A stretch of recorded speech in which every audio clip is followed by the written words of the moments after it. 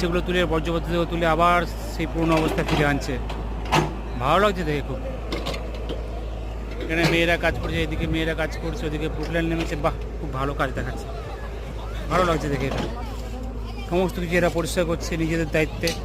এই সচেতনতা যদি সবার মধ্যে গড়ে ওঠে তাহলে সবাই কিন্তু দেশ আবার সুন্দর হয়ে উঠবে। হতেই পারে মানুষ মাত্র ভুল করতে পারে, কিন্তু তারা যে বুঝে যে আবার এই কাজটা শুরু করেছে, এটা সবচেয়ে বড় ব্যাপার।